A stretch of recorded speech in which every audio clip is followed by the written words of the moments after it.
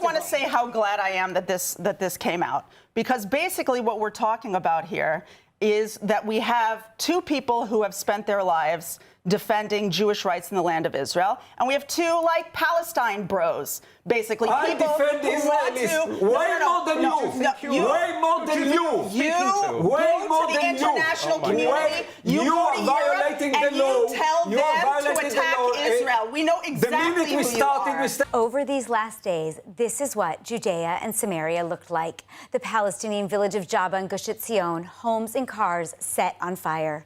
Jewish youth running through the streets as IDF and border police try to restore order.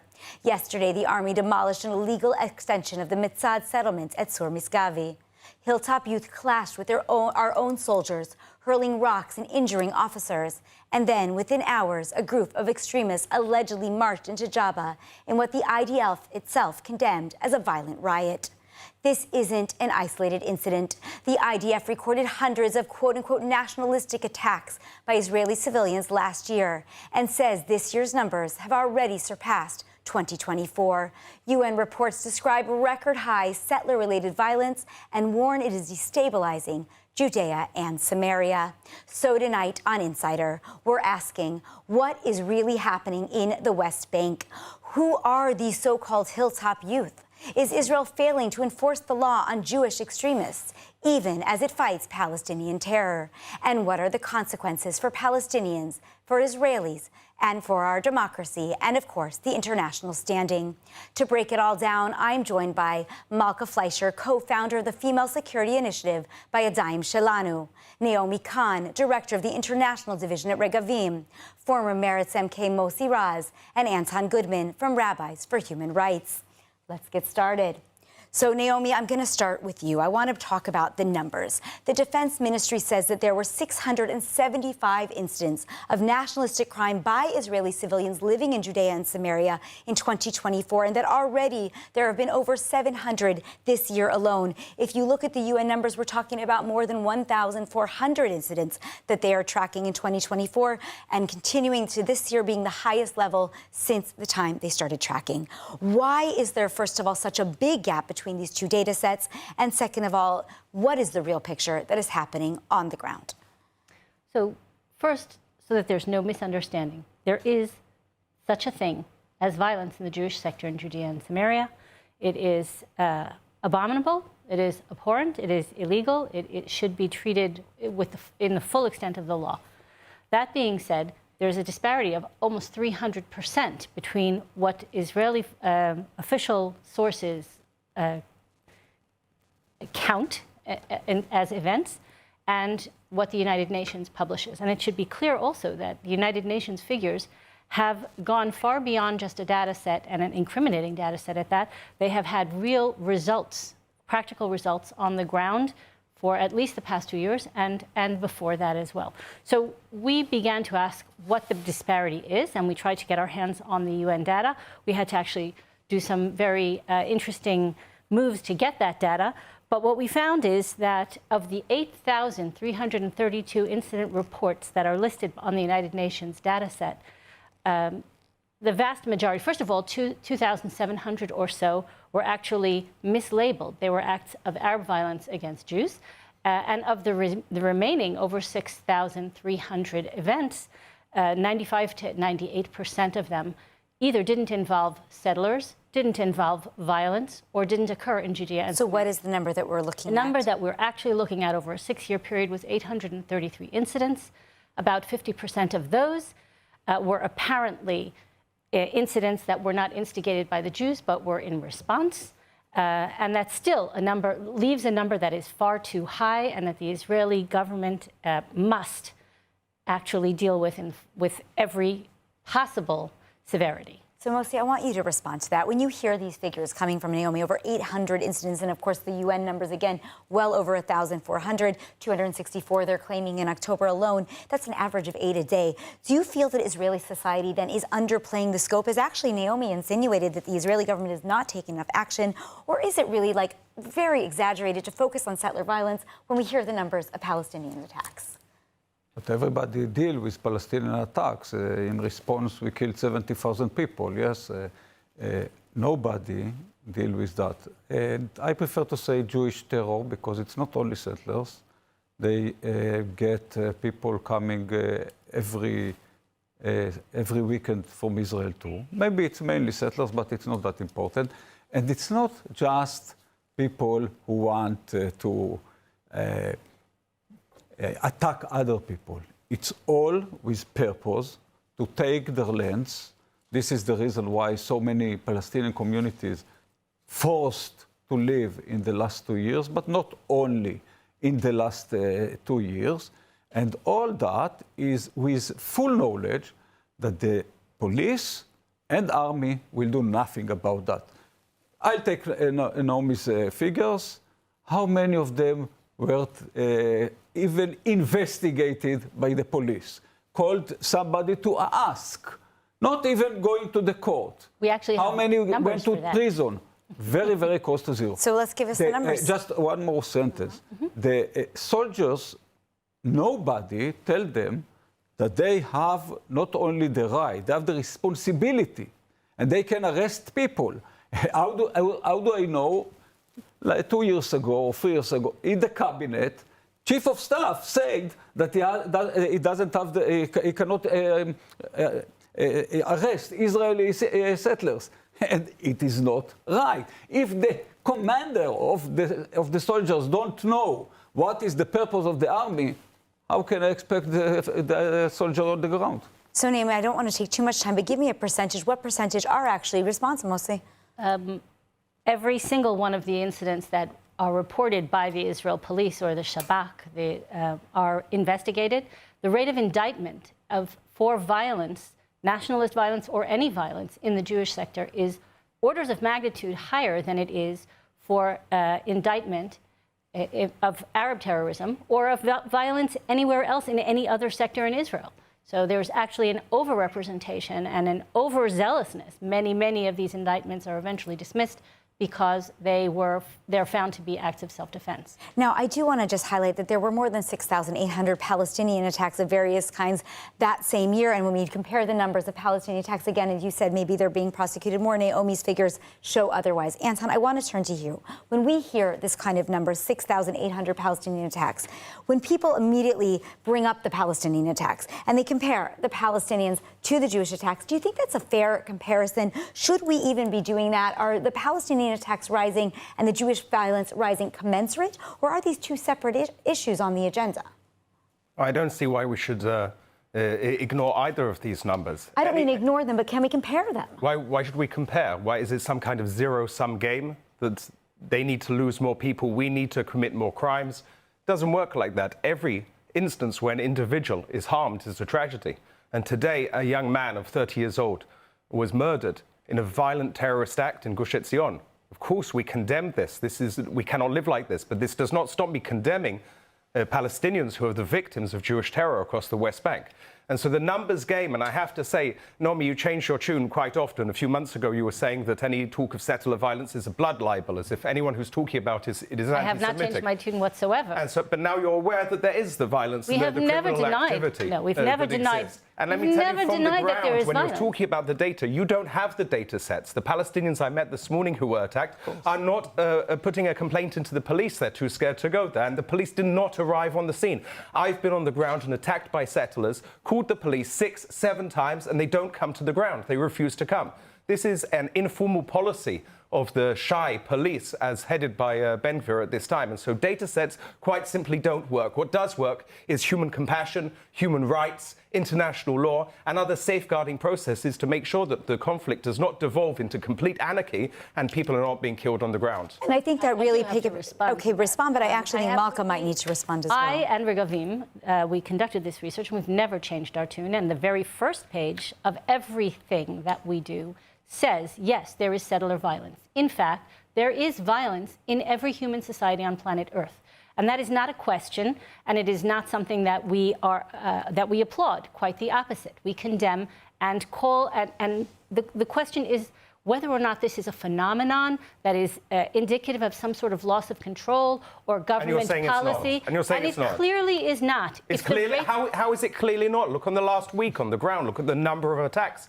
In Beit Lid, a dairy that- set on fire. does that- In Deir Istia, a mosque set on fire. In Jabba last night, And all of those an things unprovoked are attack of 100 terrible. settlers. Oh, the situation's fine. It's not out of control. Did anyone say that that was fine? Nobody No, did. but I want to ask If Malkah a 6,000 question. Did anybody went to jail? If Yeah, was there one Did person anybody go to arrested? jail? Yes. No, Who? no Yes. one was arrested No for one. these No attacks. one. Well, Actually, it that's happened not the just case. last night, so we need to see what's going to happen with that. But I do want to bring up exactly what you're saying. Malkah, I want you to actually respond. You live there on the ground, and you're also a mother of a number of children, and I have to ask you exactly what Anton is referring to.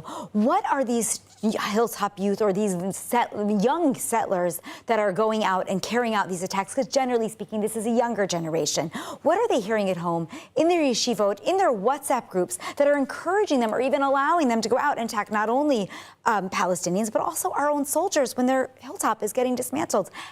What is the education that's happening here? So that's a very good question, and I have two answers to that. The first answer to that is they see that while Hamas is literally rearming itself in the same UN buildings that collected this data about settler violence, they are literally regrouping and regaining strength both in Gaza and in Judea and Samaria. And as we're recording this, they are treating people in a horrible terror attack, which happened in Gush Etzion, and they see that too. So they understand very well, possibly better than anyone in the country, how important security is and how fundamental and how fragile security still is for our people. The second thing that they hear is, once upon a time, the communities that you came from were Zionist communities. They learned that that the land of Israel belongs to the Jewish people, that we are here to develop a Jewish state, the normal basic things that Israel was founded upon. Now, you showed a video and you said at the beginning of your show, here's what Judea and Samaria looks like. This is what's happening in Judea and Samaria.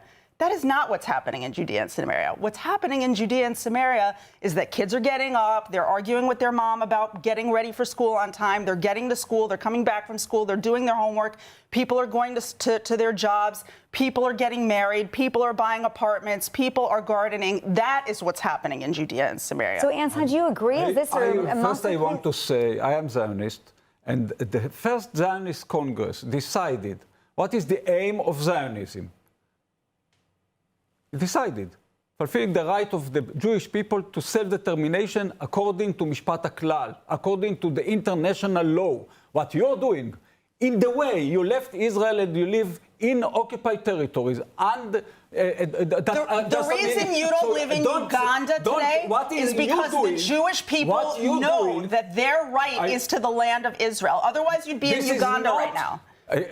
You have to learn what is Zionism. This is not Zionism. But Zionism comes from the Jewish people's belief and knowledge that they connect to the land of Israel. I promise you don't believe more. I don't live in Israel.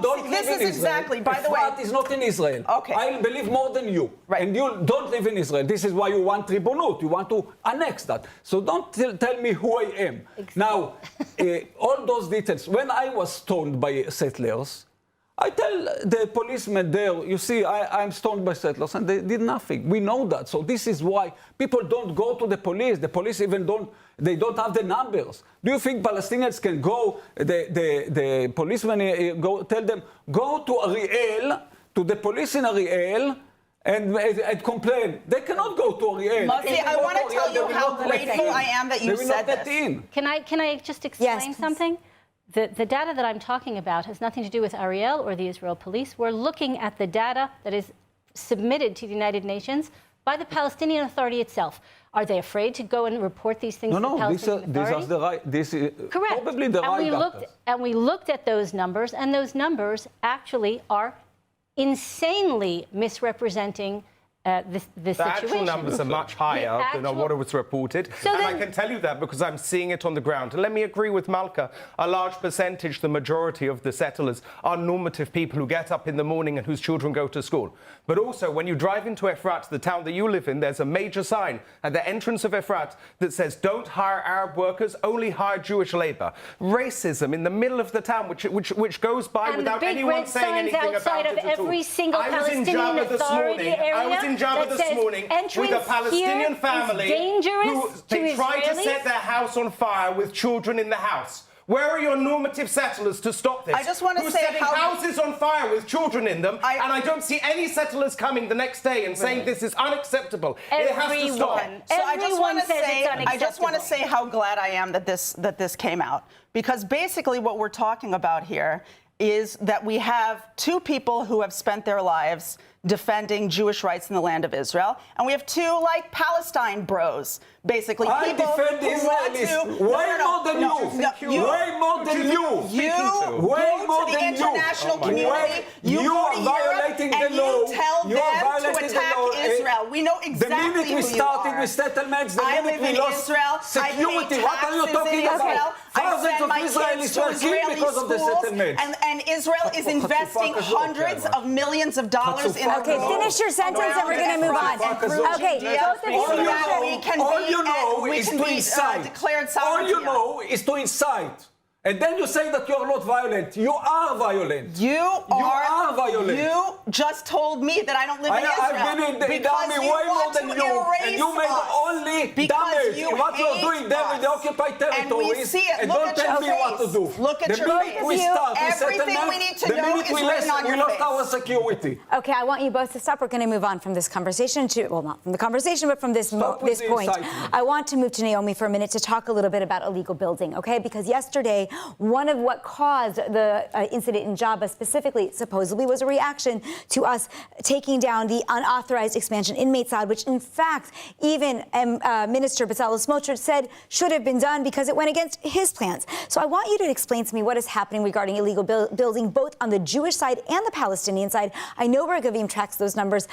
What kind of illegal establishments are happening on both sides of the equation, and how is that impacting the rise in violence? So I'm happy to provide the data. That is precisely what we do. That is our area of expertise. Before I do that, I want to just say unequivocally, there is no way, there is no reason, there is no excuse, there is no possible rationalization for, as a response to the demolition of illegal structures, for people to riot and damage other people's homes, or take the law in their own hands, or attack Israeli forces or Arab civilians. Okay, but we are going to run out of time, so said, stick with the numbers. 103,000 illegal Arab structures are standing today. More than 103,000 are in Area C, the area under Israeli jurisdiction. Those are illegal Arab structures. There's also illegal Arab construction in the Jewish sector.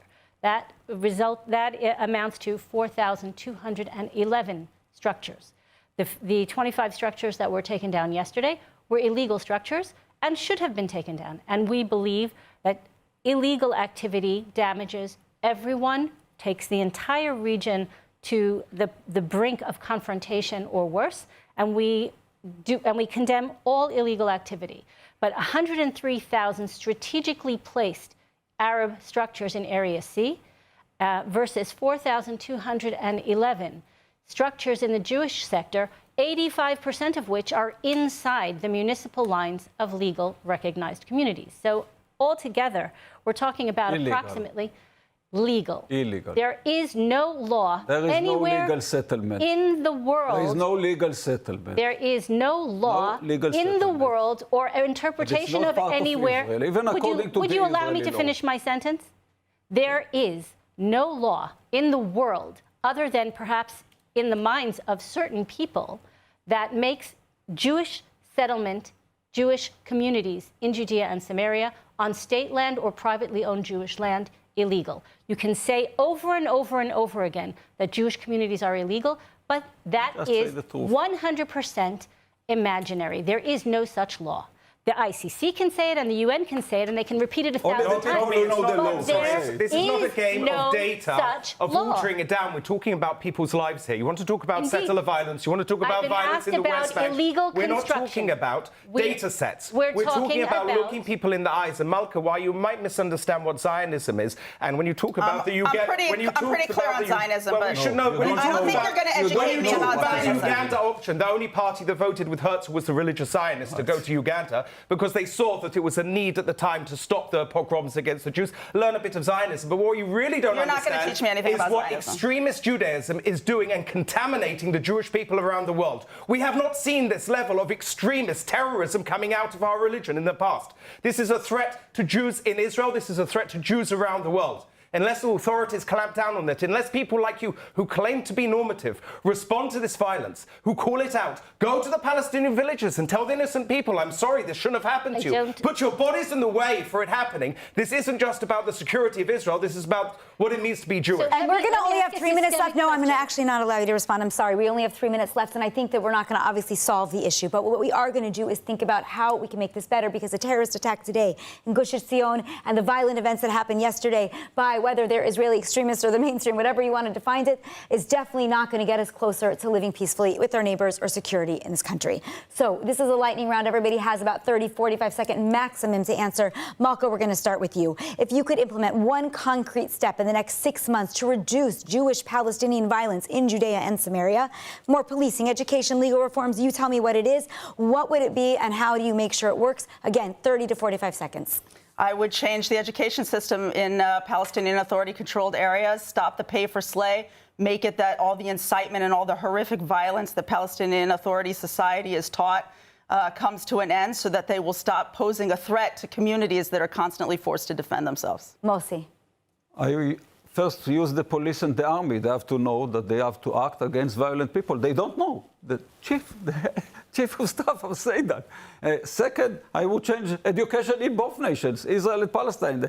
Israel did not agree that the committee on the incitement will sit, because we know that we have incitement in our education.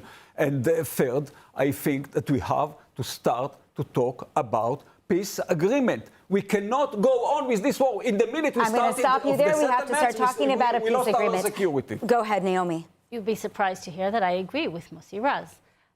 We have always called for the same thing: equal and universal law enforcement.